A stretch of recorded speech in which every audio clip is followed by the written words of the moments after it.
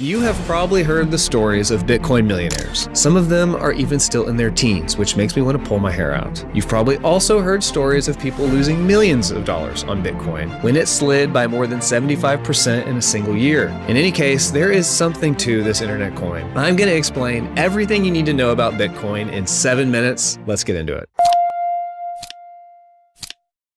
To understand Bitcoin, you only need to answer 3 questions. What is Bitcoin?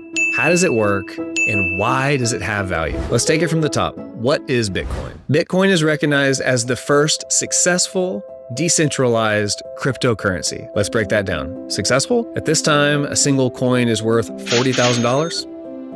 Yeah, I'd say successful. Decentralized? This just means there is no single controlling entity that governs the currency. For instance, let's take the US dollar as an example of a centralized currency. If I decide tomorrow to counterfeit billions of US dollars and go on a spending spree, businesses are not going to be able to tell that it's fake money. The citizens of the United States rely on the government to make sure that the supply of money is legit. Otherwise, inflation would be out of control. On the other hand, Bitcoin does not require a trusted third party because of the Bitcoin network and the blockchain. More on that later. The last term to unpack is cryptocurrency. A cryptocurrency is a purely digital currency that uses encryption to verify transactions. Let's use the US dollar once again as a counterexample. The dollars in my account are tied to my identity. I rely on my bank to confirm that it is me before they allow dollars to be spent from my account. On the other hand, the Bitcoin in my account is not tied to my identity at all. It is encrypted using a private key. The Bitcoin in my account cannot be moved without the private key. Therefore,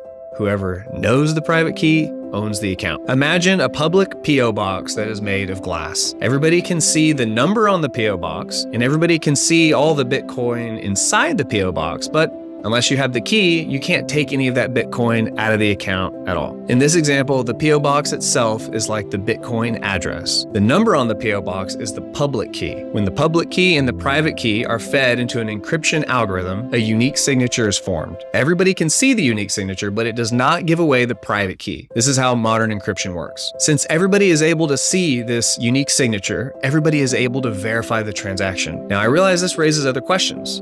Why would anyone else want to verify my transaction? Well, I will get to that in the next section. The most important thing to remember is that transactions are verified by encryption and not by a trusted third party like a bank.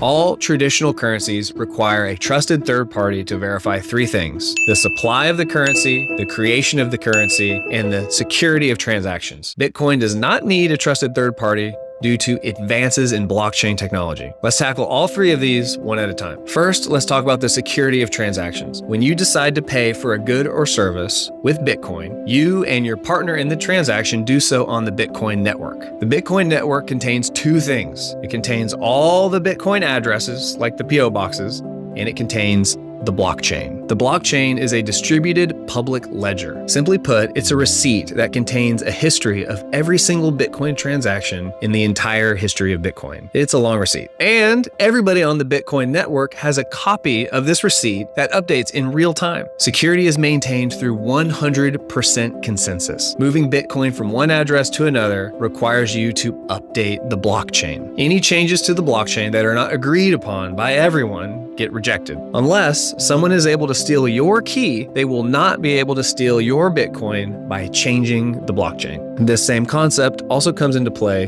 when verifying the total supply of Bitcoin. Just like moving Bitcoin from one location to another, adding new Bitcoin to the total supply requires you to change the blockchain. I think you will agree that counterfeited money is not good. If you think inflation is bad now, just imagine if everybody was able to just print as many dollars as they want. The same goes for Bitcoin. It is in everyone's best interest to reject changes to the ledger that erroneously dilute the value of Bitcoin. This brings us to the next topic: how are new Bitcoins created? New Bitcoins are created in a process called mining. Bitcoin miners use their computer power to check and confirm Bitcoin transactions. Earlier, we asked the question, why would anybody want to verify my transactions? Well, now you know the answer, because people get paid to verify everyone's transactions on the Bitcoin network. There's an incentive system. Many transactions are grouped together into what is known as a block. Each block needs to follow certain cryptographic rules. Once a block is completed and 100% verified, it is added to the blockchain. The Bitcoin miner that is able to verify and confirm the block first is the one who receives the reward of newly minted Bitcoin and a fee for their troubles. The stronger the computer, the more likely you are to be the first one to confirm the block. There is not an infinite supply of Bitcoin. The Bitcoin network is set up to slowly decrease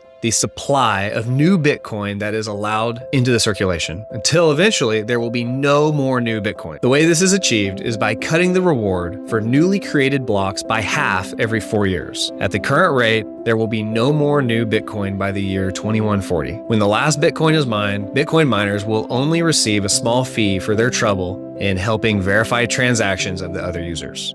The final question is, why does Bitcoin have value?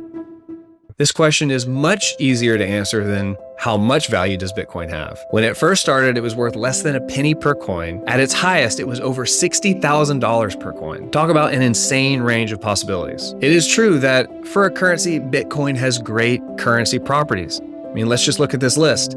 It's interchangeable, non-consumable, portable, durable, divisible, securable, transactable, predictable, decentralized-able, programmable, all the ables. But the real reason that Bitcoin has any value at all comes down to one factor: social acceptability. Any cryptocurrency could theoretically have the same properties as Bitcoin or better. For instance, Bitcoin is very energy intensive when it comes to mining. Bitcoin uses way more energy than what is necessary because Bitcoin miners compete to be the first one to mint new Bitcoin. As a result, Bitcoin is not exactly green. And yet, Bitcoin is the most socially accepted cryptocurrency. The most important metric to consider is usage. Not only do 75% of retailers intend to accept Bitcoin by the year 2025, there are a lot of big names that are accepting it right now. Microsoft, AT&T, and Burger King, just to name a few. The trend is looking pretty positive.